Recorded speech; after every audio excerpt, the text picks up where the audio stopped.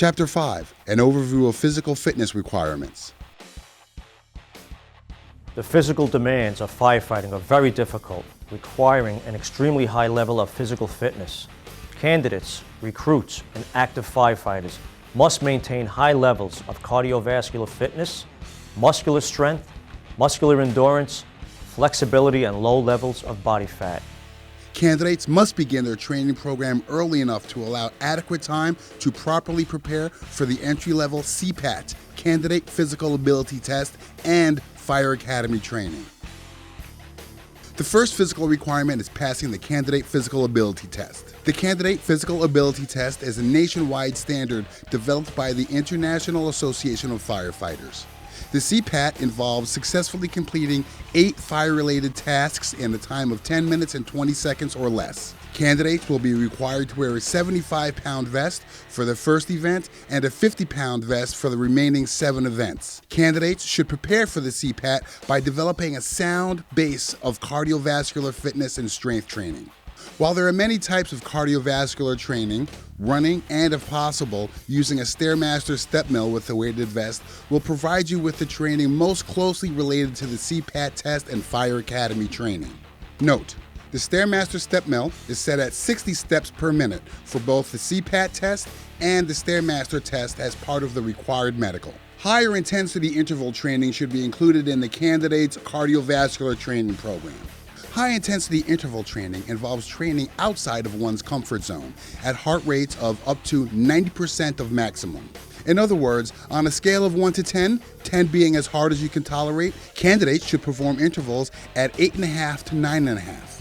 A description of interval training programs using a Stairmaster or running is included in the link at the end of this video and can also be found in the Candidate Physical Preparation Guide. This type of training will also assist you in passing the required step mill test as part of the medical exam. Interval training should only begin after an individual has developed a sound base of cardiovascular fitness. This cardiovascular base can take up to 6 weeks to develop. To start a cardiovascular training program, one should begin with running or using a Stairmaster every other day. A combination of the two can also be used. This base program should be performed for at least 3 to 4 weeks before additional days are added. Any cardiovascular training program should begin with some dynamic stretching, a proper warm-up, followed by the workout, and finished with a cool down with a post-workout stretch. A detailed training program is available at the end of this video and in the Candidate Physical Preparation Guide.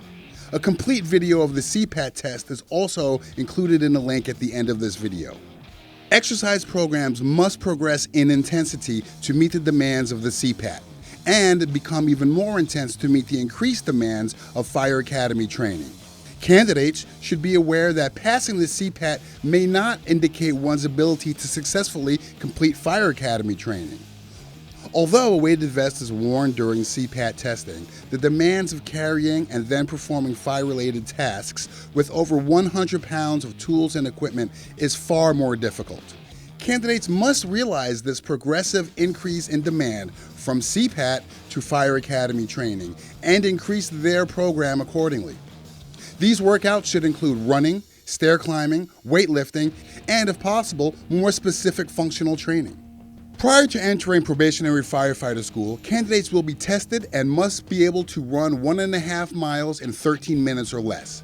Candidates who fail to complete the run in 13 minutes or less will be sent to the Bureau of Health Services for further evaluation before being considered for Fire Academy appointment. By the end of the 18-week probationary firefighter school, recruits must be able to complete the same 1.5 mile run in 12 minutes or less. While running on a treadmill will increase your cardiovascular conditioning, running outside on the harder surface will be more specific to Fire Academy training. Candidates must continue training at an even higher level after completing the CPAT in order to be adequately prepared for Fire Academy training. Running, calisthenics, and other fire-related skills, including functional skills training, occur daily during Fire Academy training. Functional skills training involves performing a series of fire-related tasks in full firefighter gear. FST will measure a recruit's ability to safely and effectively perform the duties of a firefighter while wearing personal protective equipment, including a self-contained breathing apparatus. FST includes, but is not limited to, skills such as climbing stairs with tools and equipment weighing in excess of 100 pounds, advancing hose lines, forcible entry, victim rescue, and raising ladders. FST requires an extremely high level of physical conditioning, well beyond what is necessary to pass the candidate physical ability test. Recruits will be evaluated in functional skills training and must pass functional skills training in order to graduate. In addition to physical training and FST, recruits will be required to perform such skills as climbing an aerial ladder with tools and equipment, bringing a victim down an aerial ladder, perform a confined space search, operate and advance a charged hose line.